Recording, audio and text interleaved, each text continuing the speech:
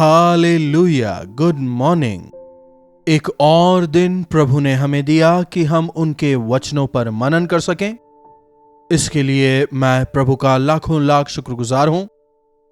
आइए प्रार्थना के साथ आज फिर से हम अपने मनन की शुरुआत करें और अपने जीवनों के लिए प्रभु की इच्छाओं को हम समझें। प्रार्थना। महापवित्र पिता परमेश्वर, एक और बेहतरीन दिन आपने हमें दिया है।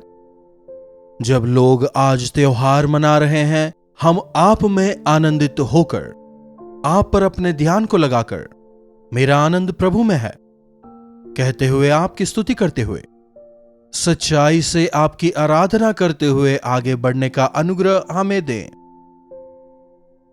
प्रार्थना यीशु के नाम से मांगते हैं, आमीन। प्रभु की महिमा हो। एक बार फिर से आपके सामने इस प्रकार आने का जो अवसर प्रभु ने दिया, इसके लिए प्रभु का धन्यवाद। मेरे जीवन में आज एक विशेष दिन है। इस जनवरी 15 तारीख को प्रभु ने अपनी योजनाओं को, प्रभु परमेश्वर ने अपनी इच्छाओं को, उनके तरीकों को मुझ पर जाहिर किया था और इसी आधार पर इस सेवकाई के शुरू होने का विशेष दिन है यह। कई बार मैंने अपनी गवाही को आपके सामने बांटा है, शायद नए लोग ना जानते हों। 29 फरवरी 1952 को मेरा जन्म हुआ था। 15 फरवरी 1971 को मैंने उद्धार पाया। 15 जुलाई 1971 को मैंने अपने आप को प्रभु के हाथों में सौंपा और इसी दौरान मैं थियोलॉजिकल ट्रेनिंग करने के लिए चेन्नई को आया, जिसे उन दिनों में मद्रास कहते थे। 10 साल मैं चेन्नई में रहने के बाद नीलगिरीज पहाड़ों पर मैं 2 साल सेवकाई करने के लिए गया और फिर जब मैं 30 साल का हुआ, मेरे माँ बाप ने परमेश्वर की इच्छा को जानते हुए मेरे विवाह का प्रबंध किया और इस समय तक मैं एक संगति के साथ में प्रभु के सेवकों के नीचे रहकर काम करता था। उनके कहे अनुसार विभिन्न जगहों पर जाकर मैंने सेवकाई की, अनेक आत्माओं को प्रभु के लिए जीता। विवाह होने के बाद मैंने प्रभु से पूछा, प्रभु मेरे परिवार से अब आपकी इच्छा क्या है? और आज ही के दिन प्रभु ने अपनी इच्छा को मुझे बताया था, या फिर यूं कहें कि उस इच्छा के पूरे होने का दिन। कई लोग कहते हैं, हां, गवाही देते हुए अपनी बड़ाई करते हैं, अपना ही डिंडोरा पीटते रहते हैं, और कुछ लोग तो उस गवाही को इमिटेट करने की भी कोशिश करते हैं। लेकिन परमेश्वर की अच्छाइयों को हम किस प्रकार से छुपाकर चुप रह सकते हैं? प्रभु की भलाइयों का बयान करो, प्रभु का वचन कहता है। और जैसा कि मैंने कहा, आज एक विशेष दिन है। हमारे प्रति परमेश्वर की महान योजनाएं हैं, यह मैं अवश्य कहूंगा।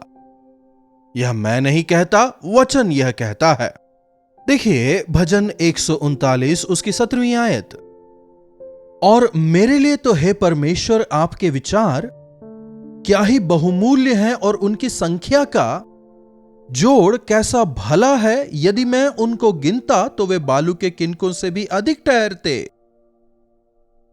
हे परमेश्वर, मेरे लिए आपके विचार कितने बहुमूल्य हैं, उनकी संख्या का जोड़ कैसा बड़ा है। रिसर्च हमें बताते हैं कि एक मनुष्य एक दिन में 10,000 विचारों को करता है। मनुष्य सुबह उठने से लेकर रात को सोने तक, कुछ लोग तो सोते हुए भी, सपने में भी सोचते ही रहते हैं। बहुत कुछ सोचते रहते हैं, बहुत कुछ बोलते रहते हैं, बहुत कुछ मन में घूमता रहता है। इन 10,000 विचारों में कितने विचार ऐसे हैं जो ईश्वरीय विचार हैं? कितने विचार ऐसे हैं जिनमें आप परमेश्वर को खोजते हैं? कितने विचार ऐसे हैं जिनमें आप प्रभु की महिमा कर रहे हो? यदि यह हम परख कर देखें, मसीह यीशु के नाम से उद्धार पाए हुए विश्वासी की सोच भी आजकल सांसारिक सोच में बदल गई है। अपने स्वार्थ ही के विषय वे सोचते हैं। ऐसा क्यों? यदि पूछें, हमारा हृदय जो प्रोड्यूस करता है वे केवल हमारे विचार ही होते हैं। यदि हम हमारे हृदयों को परमेश्वर के वचन से भरें, तब हम ईश्वरी विचारों से भरे जाएंगे। इसके लिए प्रभु के वचन को हमें पढ़ना है और मनन करना है। मनन मतलब दिन भर उस पर विचार। वचन पर मनन करने वाला परमेश्वर की इच्छा को समझता है, परमेश्वर के मन को जानता है, परमेश्वर के उद्देश्यों को जानने पाता है। इसलिए परमेश्वर के वचन को पढ़ना सीखें। मेरी जवानी में मैंने यही सीखा। इसलिए जब कभी कोई निर्णय लेना होता है, मैं परमेश्वर के पास ही जाता हूं। मेरे विवाह के विषय में परमेश्वर की इच्छा के अनुसार जो कुछ उन्होंने कहा था उसे उन्होंने किया। विवाह के बाद, प्रभु, पहले मैं अकेला था, अब हम 2 हैं। अब आपकी योजना क्या है? यूसुफ की उम्र जब 30 की थी, आपने उसे जेल से बाहर निकलवाया। दाऊद जब 30 की उम्र का था, यरूशलेम में उसका राज्याभिषेक करवाया। प्रभु, आप खुद भी 30 वर्ष की उम्र तक बाहर नहीं आए, लेकिन उसके बाद ही आपने सेवा शुरू की। 30 की उम्र में आपने मुझे विवाहित बनाया है। अब मेरे विषय आपकी योजना क्या है? इस प्रकार से विवाह के बाद मैंने अपनी पत्नी के साथ प्रार्थना करना शुरू किया। मेरी पत्नी भी विश्वासी थी, इसलिए हम लोग मिलकर प्रार्थना करते थे और प्रभु की इच्छा के लिए हम समर्पित थे। हमारे पास कई सारे ऑप्शंस थे। हमारा विवाह करवाने वाले पासवान, उनके पास में 2 सभाएं थीं। उन्होंने कहा, दोनों सभाओं को संभालना थोड़ा मुश्किल हो रहा है, क्यों ना तुम आकर इसे देखो। इतने दिन तुम तमिलनाडु में थे, अब यहां आ सकते हो ना? वैसे ही मेरे पिता जो थे काकीनाडा में, वहां पर उनके पास भी एक ठीक ठाक हॉल था, एक ठीक ठाक वहां घर भी था। नौकरी की वजह से वे दूसरे शहर चले गए थे, तो उन्होंने भी कहा मैं वहीं रहकर सेवा करूं। वैसे ही जब मैं नीलगिरीज पहाड़ों पर सेवा करता था, 2 साल जो मैंने वहां सेवा की, उस सेवा के फल को देखकर कोतगिरी ट्राइबल प्रोजेक्ट के जो डायरेक्टर थे, अरे अगर तुम चले जाओगे तो कैसे? अपनी पत्नी को लेकर तुम यहीं पर आ जाओ, तुम दोनों को ही मैं यहां पर एक अच्छा पोस्ट दूंगा, असिस्टेंट डायरेक्टर बना दूंगा। इससे पहले जब मैं वहां गया था, एक मैनेजर के रूप में मैं वहां काम करता था। अब मैं तुम्हें एक असिस्टेंट डायरेक्टर बना दूंगा, घर दूंगा, गाड़ी दूंगा। तुम यहां पर आए और तुमने एक बहुत अच्छी सेवा की, 40 गांवों को तुमने डेवलप किया। उन्होंने भी निमंत्रण दिया। क्या करें? क्या डायरेक्टर की बात सुने, पिता ने जो कहा वो सुने, सेवकों ने जो कहा वो सुने, या प्रभु की बात सुने? मैंने एक ही बात सीखी, चाहे वो सेवक कह रहे हों, चाहे डायरेक्टर कह रहे हों, या मेरे पिताजी कह रहे हों, चाहे कोई भी कुछ भी कह रहे हों, प्रभु की बात सर्वोपरि है। प्रभु की बात सुने बिना लोगों ने कुछ कहा और जो हमारे लिए अनुकूल है वो हम करने लगे। ऐसा यदि करें तो इसमें परमेश्वर की इच्छा कैसे पूरी हो सकती है? तो फिर जब हम प्रार्थना करने लगे तो परमेश्वर ने हमें एक वायदा दिया, और वो वायदा क्या था? यशाया की पुस्तक 54वां अध्याय, यशाया की पुस्तक उसका 54वां अध्याय, माफ कीजिएगा, यशाया की पुस्तक उसका 55वां अध्याय, 4थी आयत से पढ़ रहा हूं, सुनिएगा। सुनो, मैंने उसको राज्य राज्य के लोगों के लिए साक्षी और प्रधान और आज्ञा देने वाला ठहराया है। तो ऐसी जाति को जिसे नहीं जानता बुलाएगा, और ऐसी जाति जो तुझे नहीं जानती तेरे पास दौड़ आएंगी। वे तेरे परमेश्वर के निमित्त और इस्राएल के पवित्र के निमित्त यह करेंगी, क्योंकि उन्होंने तुझे शोभायमान किया है। इस वचन के द्वारा परमेश्वर ने अपनी इच्छा को हम पर जाहिर किया। राज्य राज्य के लोगों के लिए मैंने तुझे साक्षी ठहराया है, और प्रधान और आज्ञा देने वाला मैंने तुझे ठहराया है। इस समय तक मैं विभिन्न सेवकों के अधीन रहकर काम किया करता था। अब प्रभु मुझे एक अगुवा बनाने के लिए करीब करीब 10-12 साल के अनुभव के बाद एक अलग सेवा के लिए, उसका अगुवा होने के लिए, उस सेवकाई को मेरी इच्छा के अनुसार आगे ले जाने के लिए मैं तुझे नियुक्त कर रहा हूं।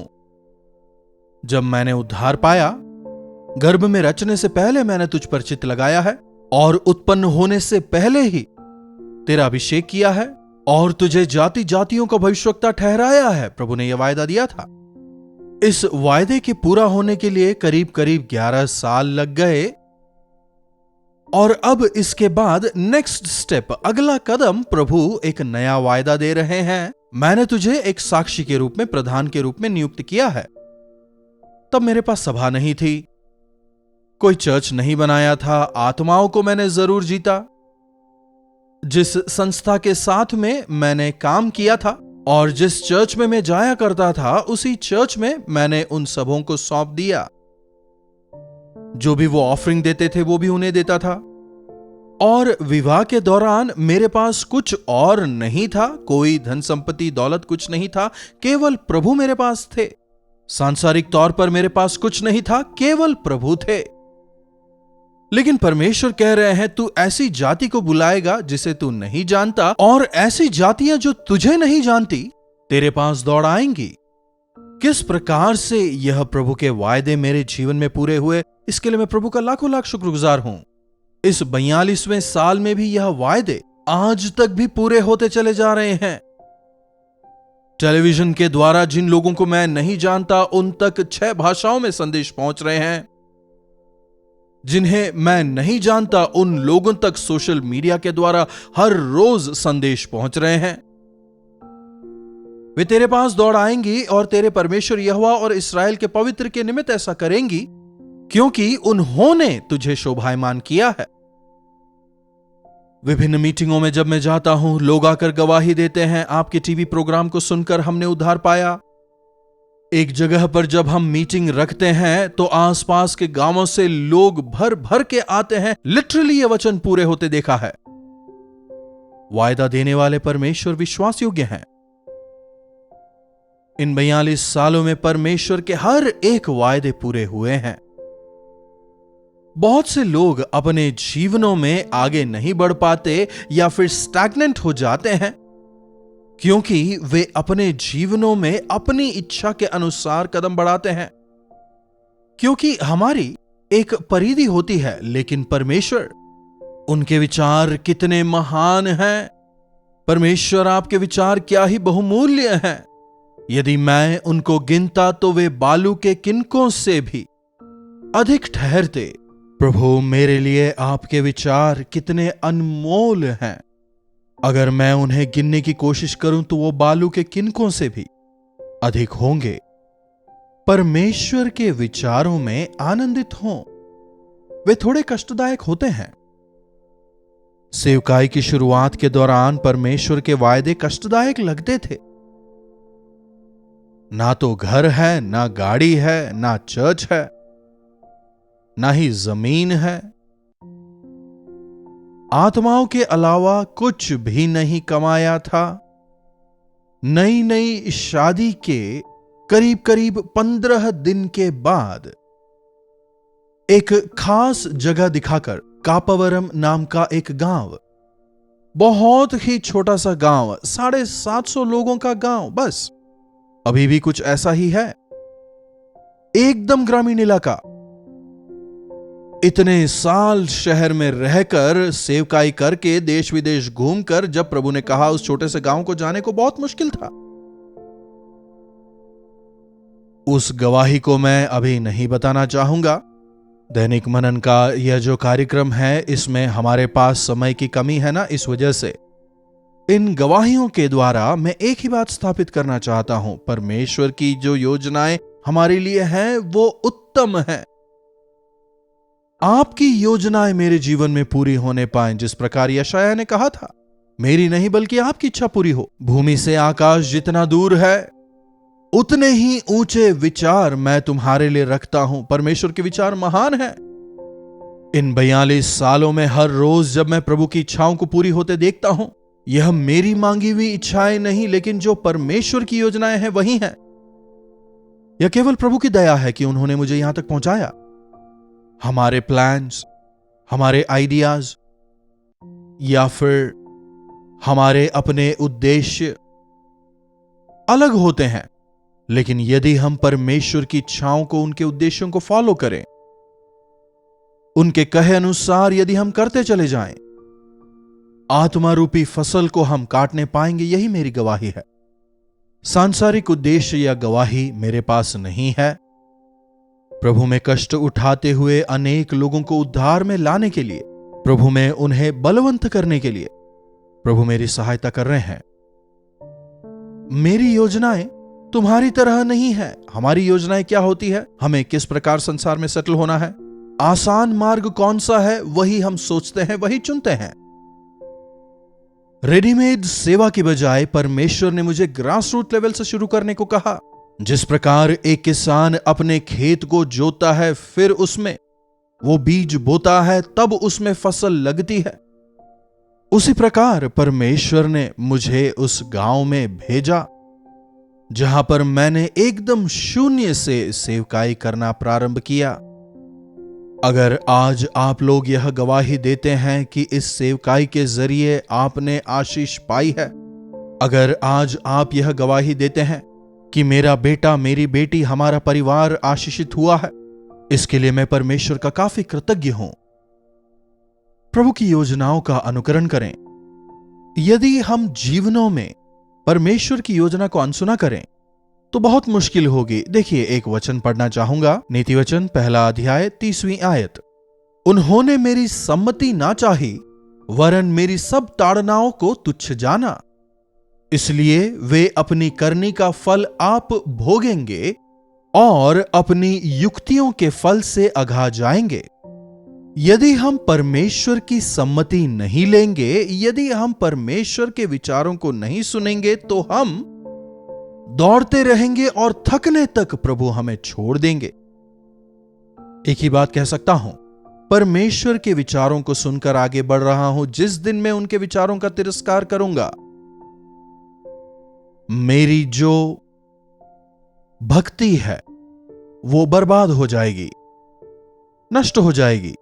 मेरे विचार मुझे थका देंगे, लेकिन प्रभु की योजनाएं हमें प्रोत्साहित करती हैं। प्रभु के विचारों से अपने आप को भरें। प्रभु की योजनाओं से, प्रभु की सम्मति से, प्रभु की इच्छाओं से पवित्र वचन भरा पड़ा है। इस पवित्र वचन को हर रोज पढ़ें, उस पर मनन करें। मेरे लिए प्रार्थना करें।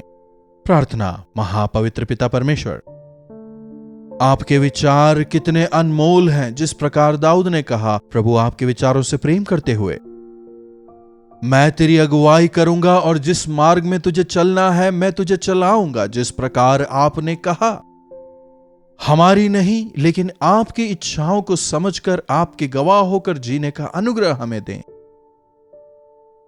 प्रभु, यदि ऐसा कोई है जो अब तक अपनी इच्छा के अनुसार चलते हुए थक चुके हैं, होने दें कि वे आपकी ओर फिरें और आपकी योजनाओं को समझकर, आपके वचनों को पढ़कर, आपकी इच्छा अनुसार वे आज से जीवन बिताने वाले हो जाएं। प्रभु, हमारी मदद करें कि हम दिन प्रतिदिन आपके वचनों को पढ़कर हमारे आत्मिक जिंदगी में दृढ़ता से बढ़ते चले जाएं। प्रार्थना यीशु के नाम से मांगते हैं, आमीन।